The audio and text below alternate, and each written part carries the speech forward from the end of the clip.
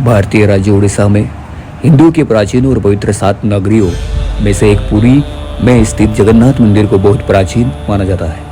यहाँ पर प्रतिवर्ष आषाढ़ माह के शुक्ल पक्ष की दूज से नवरात्रि यात्रा प्रारंभ होती है, जिसमें शामिल होने के लिए देश विदेश से लाखों भक्त आते हैं।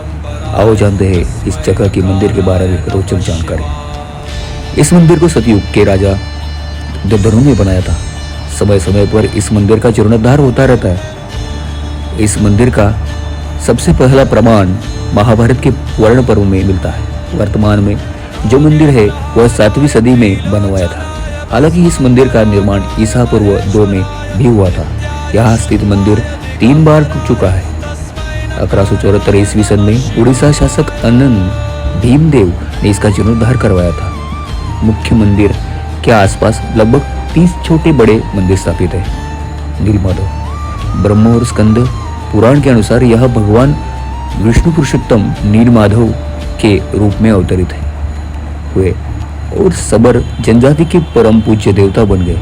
ज्येष्ठ पूर्णिमा में आषाढ़ पूर्णिमा तक सबर जाति के दैत्यापति जगन्नाथ जी की सारी रीतियां करते हैं और पुरुषोत्तम हरि को यहाँ भगवान राम का रूप माना गया है। रामायण के उत्तराखंड के अनुसार भगवान राम ने रावण के भाई विभीषण को अपने इक्ष्वाकु वंश के कुल देवता भगवान जगन्नाथ की आराधना करने को कहा। आज भी पुरी के श्री मंदिर में विभीषण वंदनापना की परंपरा कायम है।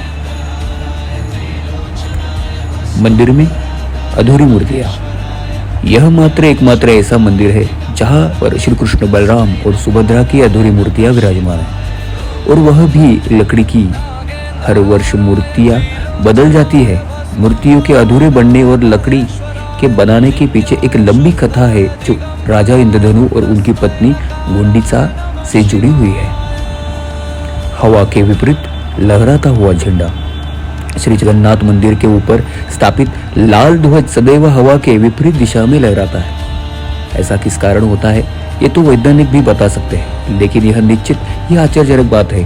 प्रतिदिन सायंकाल मंदिर के ऊपर स्थापित ध्वज को मानव द्वारा उल्टा चढ़कर बदला जाता है। ध्वज भी इतना भव्य है कि जब ये लहराता है तो इस सब देखते ही रह जाते हैं। ध्वज पर शिव का चंद्र बना हुआ है। गुंबद की छाया नहीं पड़ती। मंदिर के पास खड़े रहकर इसका गुंबद देख पाना असंभव है। मुख्य गुंबद की छाया दिन के किसी भी समय अदृश्य ही रहती है। भारत का सबसे भव्य मंदिर है।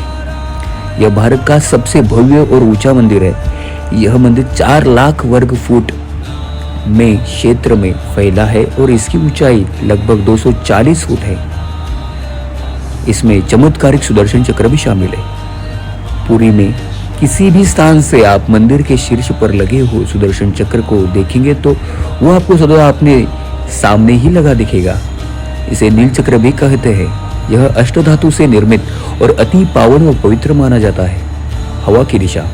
सामान्य दिनों के समय हवा समुद्र से जमीन तक तरफ आती है और शाम के दौरान इसके विपरीत, लेकिन पुरी में इसका उल्टा होता है। अधिकतर समुद्र तटों पर आमतौर पर हवा समुद्र से जमीन की ओर आती है, लेकिन यहाँ हवा जमीन से समुद्र की ओर जाती है।